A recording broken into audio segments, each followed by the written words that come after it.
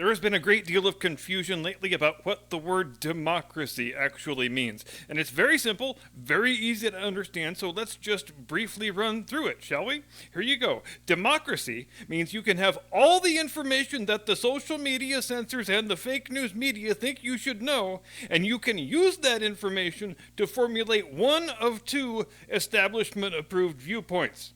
I hope this clears things up. It's not exactly unusual or noteworthy when all the worst people in the world make complete and utter fools of themselves all at the same time, but even still, in the learned and sober judgment of this reporter, what we have witnessed these past 2 days, well, 3 days now, since Tucker Carlson began committing the grievous crime of giving people unapproved information and letting them draw their own conclusions, has been, beyond any doubt whatever, the biggest mass leftist ragegasm since that glorious morning of Wednesday, 9 November 2016. Given their current editorial bent, I wonder how MSNBC might have covered the Kent State Massacre. Ohio National Guardsmen righteously liquidated 4 dangerous anti-government insurrectionists here today. And, speaking of another term with a rather bizarrely tenuous definition, here's another one. Mostly peaceful protest. Now, when BLM burns down Minneapolis or Kenosha, when Antifa terrorizes Portland for 93 consecutive nights of officially declared riots, the people on your television call it mostly peaceful protest. And they call you a filthy racist when you laugh at them. But those same people, ridiculous lying buffoons I think they're called, have now staked their entire reputations, or whatever remain of them at this late date, on the idea that the thing at the Capitol on 6 January 2021 was a 100% non-peaceful violent insurrection coup d'etat where every single person present was a bad, evil, mean monster who wanted to lynch Mike Pence and install the furry horn helmet dude as the new emperor for life. It's difficult to understand how these people, these fools, thought they could keep a lid on this thing permanently. It was bound to come out, the footage was, when the Republicans controlled Congress again, and so it has. And once again, stop me if you've heard this song before, the fake news media and political leaders in both parties, I'm looking at you, Mitch and Willard, you assholes, have been exposed as the congenitally lying, dishonest, charlatan huckster douchebags that we already knew they were anyway. But this current freakout is much bigger than the thing with January 6th. From the beginning, and I think history will vindicate me on this, January 6th was engineered to discredit Donald Trump politically, ideally to produce an indictment against him and thus take him off the board for 2024. But if lots of people start paying attention to this current freakout, they may come to rue the day that they tried to hammer January 6th into the public consciousness. Because if everybody knows you've been lying out your ass about that thing, what else might you have been lying out your ass about? The China virus, perhaps? Maybe the 2020 election? The Russia-Clinton scandal? So go ahead, I say, let the freakout continue for a good long time, long enough for all those questions to be raised and all those strings to be pulled on. No, I am not talking about Mayor Pete's tampon, so you all should get your minds out of the gutter.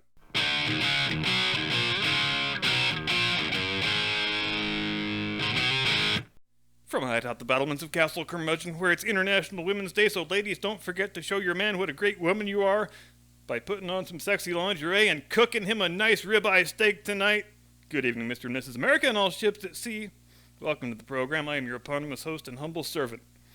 And I'm going to try to limit the length of this preamble since we have quite a bit of text to get through as it is, so let's try to bullet point this thing as best we can. Today is the 40th anniversary of President Ronald Reagan's Evil Empire speech, which he gave on Tuesday, 8 March 1983 in Orlando, Florida, at the 41st Annual Convention of the National Association of Evangelicals.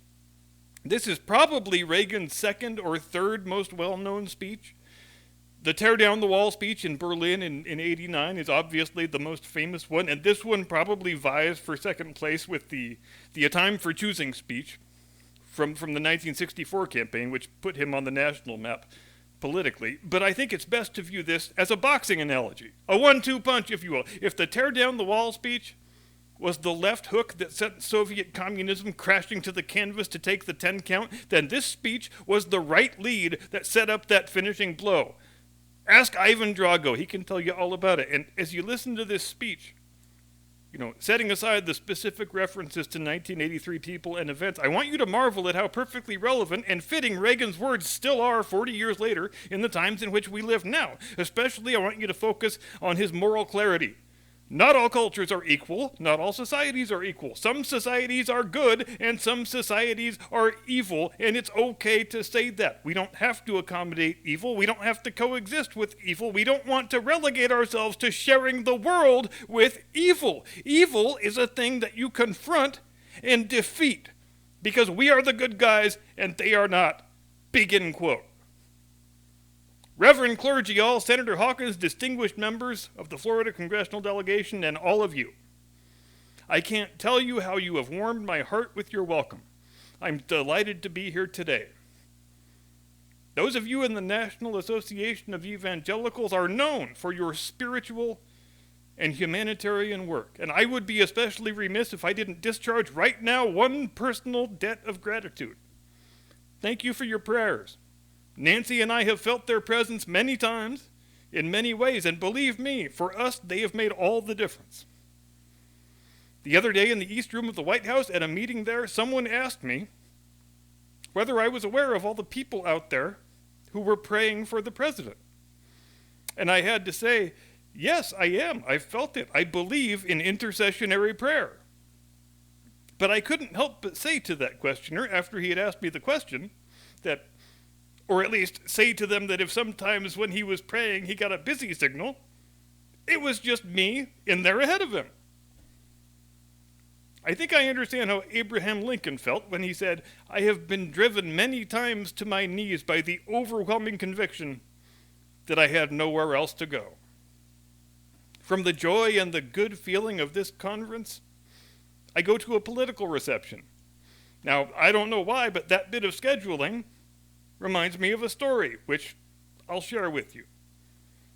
An evangelical minister and a politician arrived at Heaven's Gate one day together, and St. Peter, after doing all the necessary formalities, took them in hand to show them where their quarters would be.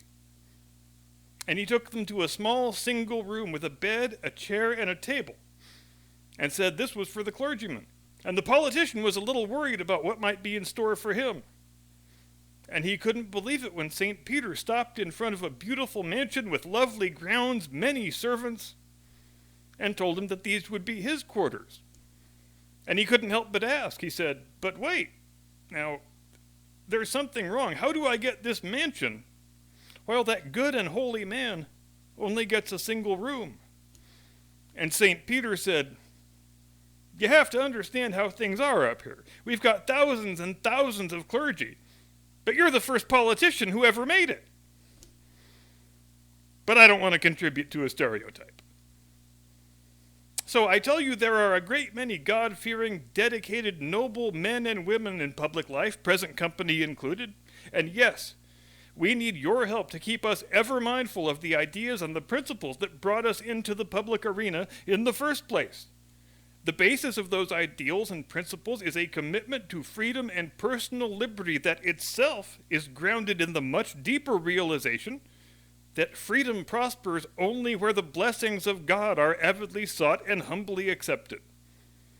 The American experiment in democracy rests on this insight. Its discovery was the great triumph of our founding fathers, voiced by William Penn when he said, if we will not be governed by God, we must be governed by tyrants.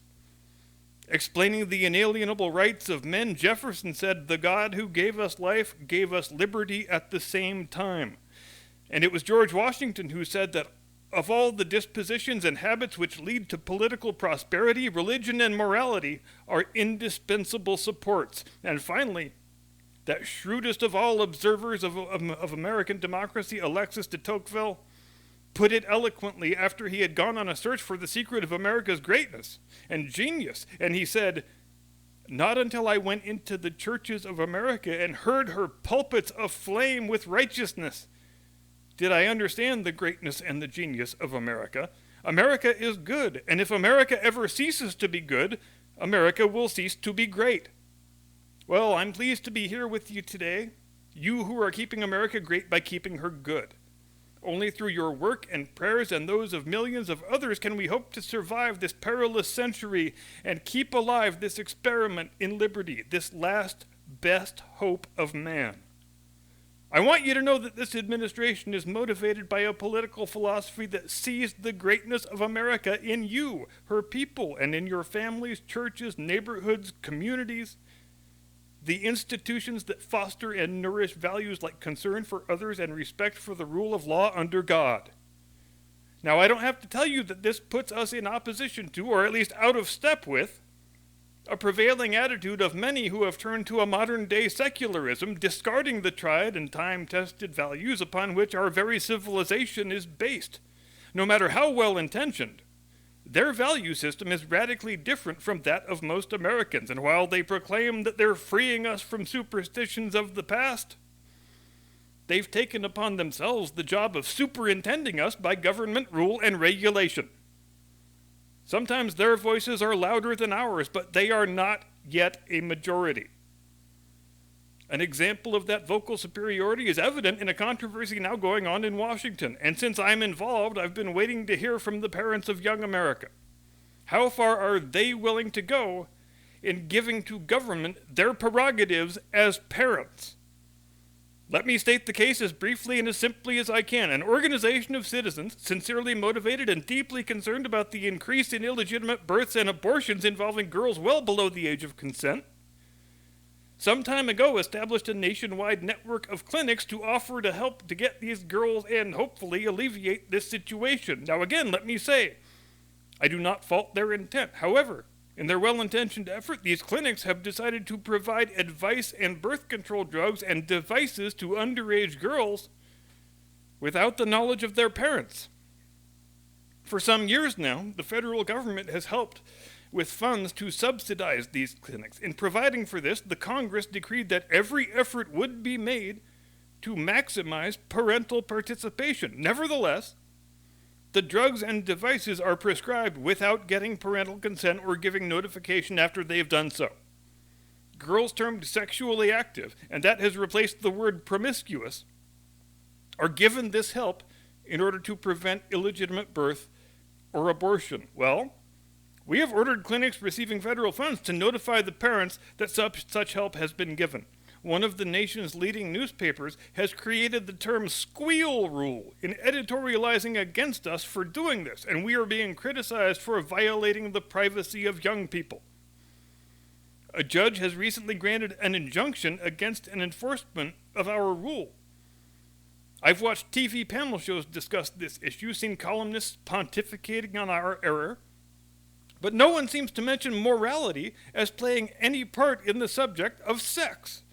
Is all of Judeo-Christian tradition wrong? Are we to believe that something so sacred can be looked upon as a purely physical thing with no potential for emotional and psychological harm? And isn't it the parents' right to give counsel and advice to keep their children from making mistakes that may affect their entire lives? Many of us in government would like to know what parents think about this intrusion in their family by government. We're going to fight in the courts. The right of parents and the rights of family take precedence over those of Washington-based bureaucrats and social engineers. But the fight against parental notification is really only one example of many attempts to water down traditional values and even abrogate the original terms of American democracy. Freedom prospers when religion is vibrant and the rule of law under God is acknowledged. When our founding fathers passed the First Amendment, they sought to protect churches from government interference. They never intended to construct a wall of hostility between government and the concept of religious belief itself. The evidence of this permeates our history and our government. The Declaration of Independence mentions the Supreme Being no less than 4 times. In God We Trust is engraved on our coinage. The Supreme Court opens its proceedings with a religious invocation, and the members of Congress open their sessions with a prayer. I just happen to believe the school children of the United States are entitled to the same privileges as Supreme Court justices and congressmen. Last year, I sent the Congress a constitutional amendment to restore prayer to public schools. Already this session, there's a growing bipartisan support for the amendment, and I am calling on the Congress to act speedily to pass it and to let our children pray. Perhaps some of you recently read about the Lubbock school case where a judge actually ruled that it was unconstitutional for a school district to give equal treatment to religious and non-religious student groups, even when the group meetings were being held during the students' own time. The First Amendment never intended to require government to discriminate against religious speech. Senators Denton and Hatfield have proposed legislation in the Congress on the whole question of prohibiting discrimination against religious forms of student speech. Such legislation could go far to restore freedom of religious speech for public school students. And I hope the Congress considers these bills quickly, and with your help, I think it's possible we could also get the constitutional amendment through the Congress this year. More than a decade ago, a Supreme Court decision literally wiped off the books 50 state statutes protecting the rights of unborn children. Abortion on demand now takes the lives of up to 1.5 million unborn children a year. Human life legislation ending this tragedy will someday pass the Congress, and you and I must never rest until it does, unless and until it can be proven that the unborn child is not a living entity with its own right to life. Then life, liberty, and the pursuit of happiness must be protected. You may remember that when abortion on demand began, many, and indeed I'm sure many of you, warned that the practice would lead to a decline in respect for human life, that the philosophical premises used to justify abortion on demand would ultimately be used to justify other attacks on the sacredness of human life, infanticide or mercy killing. Tragically enough, those warnings proved all too true. Only last year, a court permitted the death by starvation of a handicapped infant. I have directed the Health and Human Services Department to make clear to every healthcare facility in the United States that the Rehabilitation Act of 1973 protects all handicapped person against discrimination based on handicaps, including infants. And we have taken the further step of requiring that each and every recipient of federal funds who provides healthcare services to infants must post and keep posted in a conspicuous place a notice stating that discriminatory failure to feed and care for handicapped infants in this facility is prohibited by federal law. It also lists a 24-hour toll-free number so that nurses and others may report violations in time to save the infant's life. In addition, recent legislation introduced in the Congress by Representative Henry Hyde of Illinois not only increases restrictions on publicly funded abortions, it also addresses this whole problem of infanticide. I urge the Congress to begin hearings and to adopt legislation that will protect the right of life to all children, including the disabled or handicapped. Now, I'm sure that you must get discouraged at times, but you've done better than you know, perhaps. There's a great spiritual awakening in America, a renewal of the traditional values that have been the bedrock of America's goodness and greatness. One recent survey by a Washington-based research council concluded that Americans were far more religious than the people of other nations. 95% of those surveyed expressed a belief in God, and a huge majority believed the 10 Commandments had real meaning in their lives. And another study has found that an overwhelming majority of Americans disapprove of adultery, teenage sex, pornography, abortion, and hard drugs. And this same study showed a deep reverence for the importance of family ties and religious belief. I think the items that we've discussed here today must be a key part of the nation's political agenda. For the first time, the Congress is openly and seriously debating and dealing with the prayer and abortion issues, and that's enormous progress right there. I repeat, America is in the midst of a spiritual awakening and a moral renewal. And with your biblical keynote, I say today, yes, let justice roll on like a river, righteousness like a never-failing stream. Now, obviously, Much of this new political and social consensus I've talked about is based on a positive view of American history, one that takes pride in our country's accomplishments and record. But we must never forget that no government schemes are going to perfect man. We know that living in this world means dealing with what philosophers would call the phenomenology of evil, or as theologians would put it, the doctrine of sin. There is sin and evil in the world, and we are enjoined by Scripture and the Lord Jesus to oppose it with all our might. Our nation, too, has a legacy of evil with which it must deal. The glory of this land has been its capacity for transcending the moral evils of our past. For example, the long struggle of minority citizens for equal rights, once a source of disunity and civil war, is now a point of pride for all Americans. We must never go back. There is no room for racism, anti-Semitism, or other forms of ethnic and racial hatred in this country. I know that you've been horrified, as have I, by the resurgence of some hate groups preaching bigotry and prejudice. Use the mighty voice of your pulpits and the powerful standing of your churches to denounce and isolate these hate groups in your midst. The commandment given us is clear and simple. Thou shalt love thy neighbor as thyself. But whatever sad episodes exist in our past, any objective observer must hold a positive view of American history.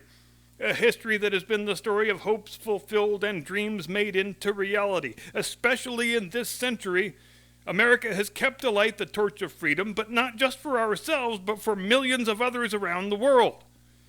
And this brings me to my final point today. During my first press conference as president, in answer to a direct question, I pointed out that as good Marxist-Leninists, the Soviet leaders have openly and publicly declared that the only morality they recognize is that which will further their cause, which is world revolution.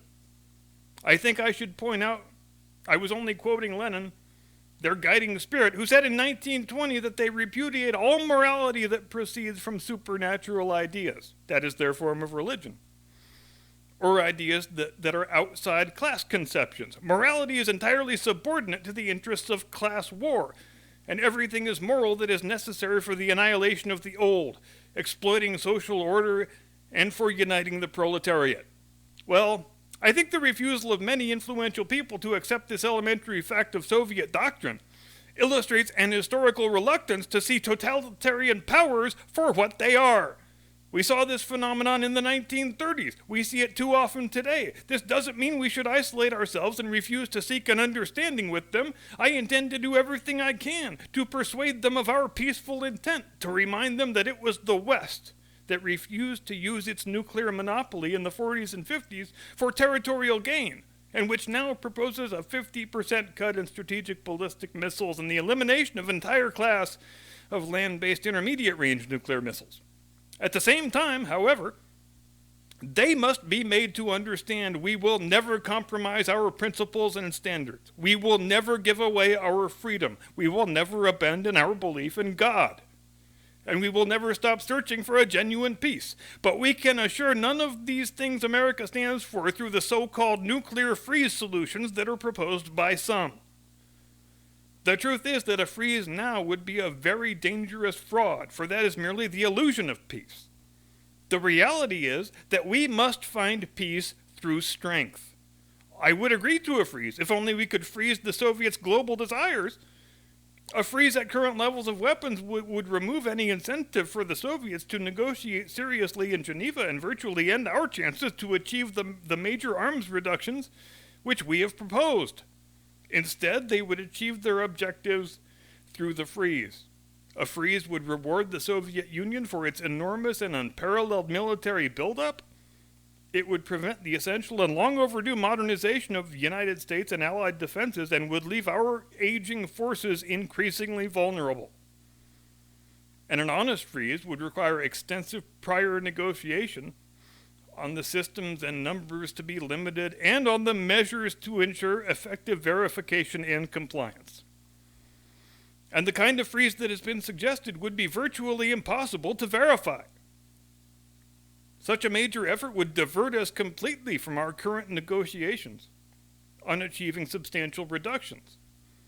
A number of years ago, I heard a young father a very prominent young man in the entertainment world, addressing a tremendous gathering in California. It was during the time of the Cold War, and communism and our own way of life were very much on people's minds.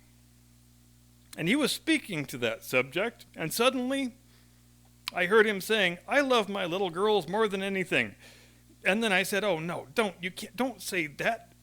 But I had underestimated him. He went on, "I would rather see my little girls die now, still believing in God, than have them grow up under communism and one day die no longer believing in God."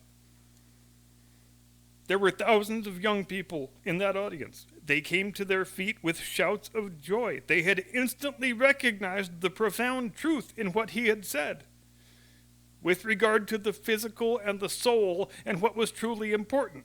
Yes, let us pray for the salvation of all those who live in that totalitarian darkness. Pray they will discover the joy of knowing God. But until they do, let us be aware that while they preach the supremacy of the state, declare its omnipotence over individual man, and predict its eventual domination of all peoples on the earth, they are the focus of evil in the modern world. It was C.S. Lewis who, in his unforgettable screw tape letters, wrote, "The greatest evil is not done now in these sordid dens of crime that Dickens loved to paint. It is not even done in concentration camps and labor camps. In those we see its final result.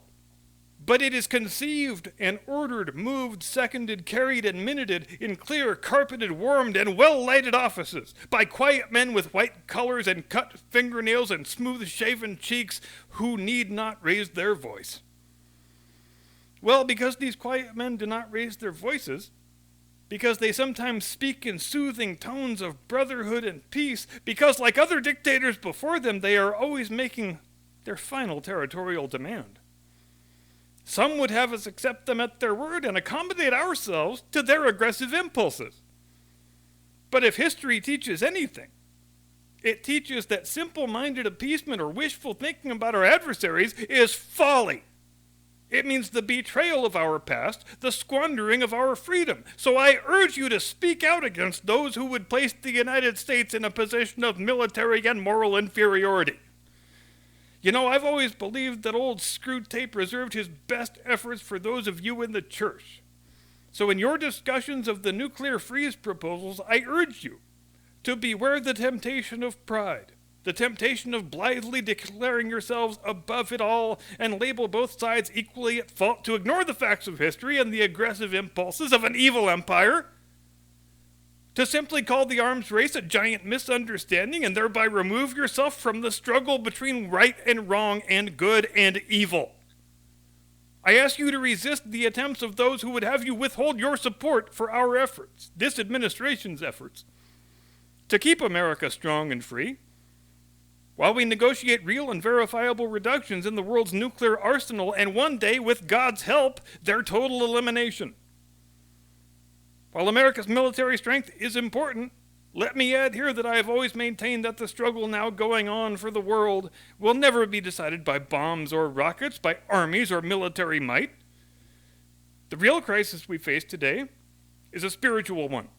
At root, it is a test of moral will and faith. Whittaker Chambers, the man whose own religious conversion made him a witness to one of the terrible traumas of our time, the Hiss-Chambers case, wrote that the crisis of the Western world exists to the degree in which the West is indifferent to God, the degree to which it collaborates in communism's attempt to make man stand alone without God.